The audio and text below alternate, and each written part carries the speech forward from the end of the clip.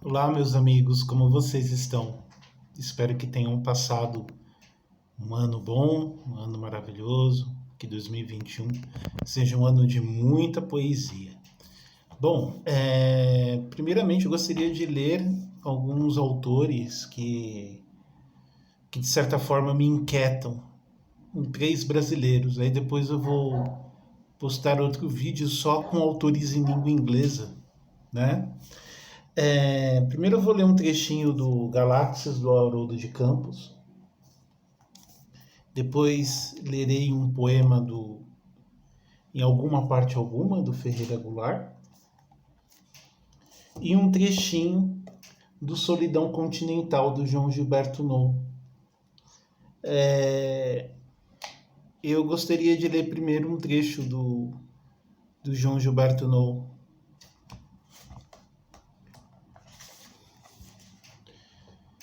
Ventava na Randolph Street, e eu me perguntava até onde iria a vaga disposição de procurar. Uma lembrança rondava pelas minhas têmporas. Esperando o sinal abrir para pedestres, esfreguei-as disfarçadamente. E já nem percebia com alguma transparência o motivo de eu estar em Chicago. Aproveitei a súbita confusão mental e me senti liberto dos meus eventuais afazeres. Quais seriam? Me indaguei e continuei a andar. Duvidava serenamente de que a partir dali fizesse alguma diferença a razão de minha estada naquela cidade ventosa e gelada. Lancei o desafio se não seria melhor parar e ir beber entre estranhos. O meu prazer mais dileto, beber assim poderia me dar a chance de um náufrago desconhecido vir me abraçar e eu milagrosamente não sossobrar a esse abraço e chegar com ele até a praia para me despedir com altivez, mas para nunca mais. No ato de beber no meu círculo, ninguém pedia socorro. Eu não podia ajudar. De qualquer maneira, ventava na Randolph Street e eu olhava os transeuntes e seus cães e suas possíveis existências truncadas. Simplesmente olhava-os, e esse olhar era o motor de cada passo. Faltava-me um objetivo seguro para o périplo por aquelas calçadas limpas. Aqui ou ali eu me adiantava, meio à cata de uma clara finalidade. Estava a ponto de dizer que me faltava tudo, se eu não tivesse bem mais do que o necessário. Apesar de não saber de onde provinha, tanto e nem para que me serviria todo aquele manancial em branco. Eu não tinha uma consciência nebulosa. Eu tinha uma consciência nebulosa de que dali por diante seria assim, como se nada me faltasse. Se bem que não me comovesse a história da plenitude vazia. Mas o que fazer se eu, de fato, era aquinhoado de uma graça mesmo sem maiores ímpetos para usufruí-la? E era com esse sentimento, assim, que eu andava pela Randolph Street, bebendo do vento e abrindo os primeiros botões do sobretudo para recebê-los, em médias rajadas, feito uma criança, e acentuar com isso que, independente de tudo, me sentia forte. Um capitão do mar, ali embalado por gélidas reviravoltas do ar. Ventava na Randolph Street e eu apreciava uma vitrine natalina, pensando se de fato teria condições de aceitar que quer que minha incursão naquela tarde viesse a demonstrar. Verifiquei minhas mãos e elas estavam roxas por falta de luvas. Soprei um ai, baixinho, para ninguém escutar. Meu coração quis responder a essa espécie de ínfimo chamado e se apressou. Toquei com a mão esquerda e vi que ele já sossegava, voltava a seu velho ritmo.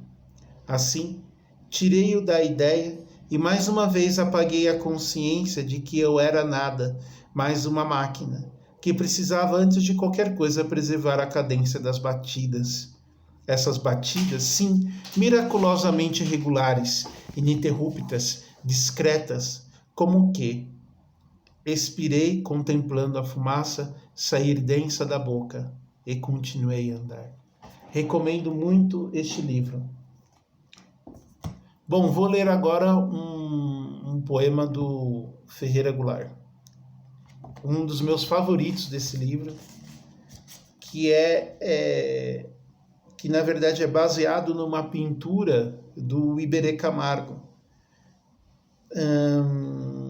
Aqui, deixa eu ver, acho que é 140, 114.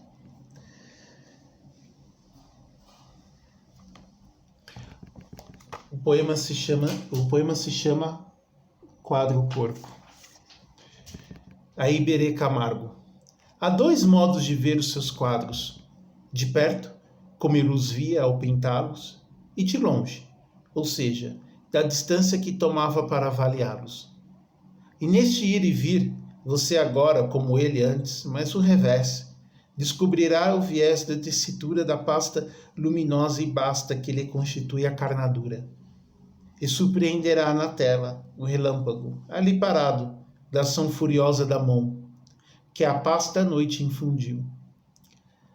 Esta convulsão de cósmica gestação da luz, ou melhor dizendo, da humana combustão, ou melhor dizendo, da conversão do pintor de seu osso e musculatura, de seu câncer e sua desventura, enfim, a transubstanciação do pintor em pintura. E por último, um trechinho do Galáxias, do Haroldo de Campos. O que é interessante desse livro é que ele não tem paginação, né? E uma folha está sempre em branco em cada página. É uma ideia realmente de texto infinito, né? É um texto que, bom, a própria capa já diz, né? Uma galáxia, né? Então, e é interessante que é um tipo de livro que você pode ter várias entradas e várias saídas. Vou ler um textinho aqui para vocês. Isto não é um livro de viagem, pois a viagem não é um livro de viagem, pois um livro é viagem. Quando muito advirto, é um Baedeker de epifanias. Quando pouco solerto, é uma epifania em Baedeker. Pois zombórios de ouro de uma ortodoxa igreja russo-bizantina é encravada em Genebra, na descida da Route de Malognot, demandando o centro da cidade através da entrevista, visão da cidade velha e canais, se pode casar, por que não, com os leões chineses que Padre Frade viajou de volta de que a viagem peregrinagem a Orientes Missões ensinou a esculpir na entrada esplanada do Vento de São Francisco, Paraíba do Norte, na entrada empedrada, refluindo de 8 bocas de portas-portais, em contidos logo espraiados degraus estendais de pedra e João Pessoa, sob a chuva de verão. Não era uma ilha de Gauguin, morenando nos longes país Parisea, num jambo de sedas e cabelos ao vento, pluma plúmea, no verão bochorno. E, sentado num café, em Geneve, Mrs. Stromboli, entretrainer, morta no apartamento, ninguém sabendo como Mrs. Stromboli, não de guerra, por causa do seu meridianamente temperado um vulcão nos gelos suíços, e um cachorro ao relento, um peludo cachorrinho, de pompom, escorrido de chuva naquele dia, em Geneve, abrindo manchetes nos jornais, Mrs. Stromboli explodindo como um geyser, dos cabelos ruivos, estrangulamento por cento, e a esfaqueada pequena pobre prostituta paraibana, de morenos pente finos, pentelhos, sem nome de guerra, sangrando na morte, cheirando urina, nenhum cachorro ao relento, nenhum refinado race cocker spaniel, champanha ou pedigree, prendado caniche gris, chorando na chuva, pois o zimbório ouro da Igreja Ortodoxa de Gênova brilhava bolas de ouro contra o sol, e a Igreja Barroca de João Pessoa estacava no seu lago de lágeas flaqueada de dragões chineses na chuva-sol do verão. Nada de novo no mundo, sob sol-chuva, o semelhante semelhando, ou de semelhante em Baedeker de visagens. Sabem, você aceita um palete, Die Weithaus, Billigstigen Fardige Filter Cigarette, the exquisite taste of the finest tobaccos, si escolhu, attrayante et l'élégance de sa présentation. Piacciono a tutti in tutto il mondo, signorina Stromboli. Ou a pequena prostituta paraibana abrindo manchetes nos jornais de Geneve, como o sangue golfado da garganta aberta, num cubículo cheirando urina. Esta é aquela, ou aquela é esta, enquanto o vento cresta, quando o cisne morre em Zucchires. É notícia nos jornais de Zurique, porque nada acontece nos dias dos dias de semana anos. Mas Fraulein Stromboli, como entre os gorgoglabros industriais de vida família e apartamento Ganossier, sua loura alugada como um talão de cheques, os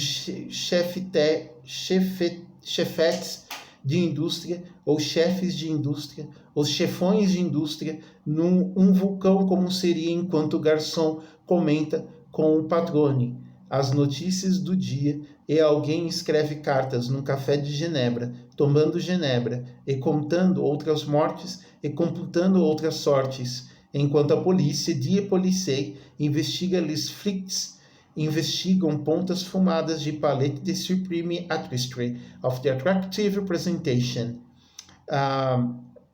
Melissa Stromboli.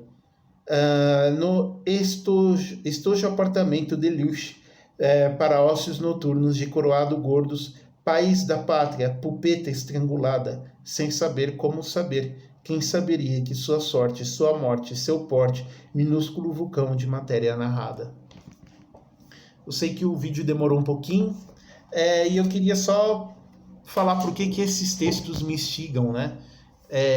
Eu vou começar pelo Ferreira Goulart. Esse poema, em princípio, é a questão do autorretrato, né? Então, quando o Iberê Camargo ele tem uma série de quadros em que ele se autorretrata desde jovem até perto da morte dele, praticamente. E é curioso que o quadro ele vai ficando desfigurado e mais escuro. E aqui, neste poema, ele está falando justamente dos autorretratos do Iberê Camargo, né? Quando o pintor ele se torna pintura, né? Ele coloca aqui de seu osso e musculatura, de seu câncer e sua desenvoltura, enfim, a transubstanciação do pintor em pintura. Então, o autorretrato ele revela um aspecto nosso, um aspecto do pintor, mas também nosso, que nós não vemos fisicamente, né? E também, claro, não só fisicamente, mas também todas as questões psicológicas do pintor e nossa também. A gente, aqui neste poema em específico, como é um quadro corpo, então, de certa forma, os autorretratos do Iberê Camargo, eles têm muito disso. É mais corpo do que uma abstração, né? É um tipo de pintura bem mais palpável, né? E aqui ele coloca, então às vezes ele toma, os autorretratos do Iberê Camargo têm esse efeito. Quando você se aproxima e quando você se distancia, você vê efeitos diferentes, né? E aqui ele coloca, né, toda essa questão não só da criação do quadro, mas o modo de ver até mesmo o próprio poema, né? Que é o processo do próprio Ferreira Goulart mesmo, que a poesia dele é muito corporal, é muito letra, ela é bem mais corpo a linguagem como corpo do que necessariamente um poema mais abstrato, né? Tanto é que a linguagem dele é bem direta, né? Então, e essa linguagem direta produz esse corpo, né? É só um resumo, claro que teria que falar mais dele, mas aqui, né? Tanto é que eu tenho até autografado. Bom, o João GilbertoNou também é um outro poeta que sempre me instigou. Poeta, também poeta, né? Um romancista também pode ser um poeta. Aliás, eu considero o João GilbertoNou mais como um poeta do que como um romancista. Primeiro porque, principalmente aqui no Solidão Continental, tem essa questão da musicalidade que é muito forte.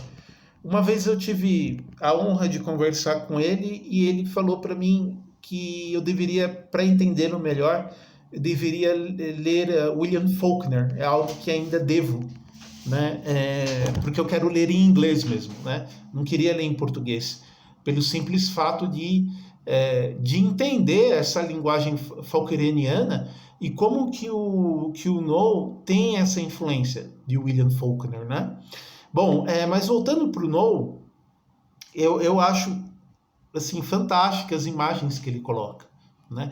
E ao mesmo tempo essa questão do sujeito, né? Nos romances dele, como que os sujeitos, embora em cada romance dele sejam máscaras diferentes de um mesmo sujeito, e ao mesmo tempo até esse narrador dele ele leva às últimas consequências, né? O poeta é um fingidor, né? Mas de certa forma mesmo é um tipo de narrador em que ele está sempre se confrontando com a realidade, né? Ele está sempre se confrontando com coisas. Nesse caso, nesse livro em específico, a sua própria solidão. A solidão é um tema central da obra do João Gilberto Know, né? Além das questões da sexualidade também, mas nesse livro em específico, nesse romance em específico, eu ia falar poema, nesse livro em específico, é um sujeito que viaja praticamente sem rumo, não é? E ao mesmo tempo, como que esse sujeito ocupa uma geografia? Porque quando ele fala de solidão continental, ele está falando também das Américas, né? De norte a sul. Nós não temos ligações com outros continentes. E ao mesmo tempo essa questão do desmundo, dessa coisa desconcertante de viver numa grande ilha. E essa grande ilha também é uma solidão, né? Bom, são reflexões muito breves, claro que teria que se aprofundar mais, mas esse aqui foi o último romance dele. Bom, e o Haroldo de Campos não precisa nem falar muito, né? Inclusive eu estou terminando de ler. É um tipo de texto que me agrada demais, primeiro por ser um multilingüe, mas eu acho que aqui nesse Galáxias, ele tem duas coisas que me chamam muita atenção. Primeiro, eu acho que ele leva às últimas consequências o projeto de Mallarmé, né? No sentido de uma narrativa que abarque o mundo, né? Assim como o Finnegan's Wake com o James Joyce. O James Joyce tenta fazer isso com o Finnegan's Wake, né?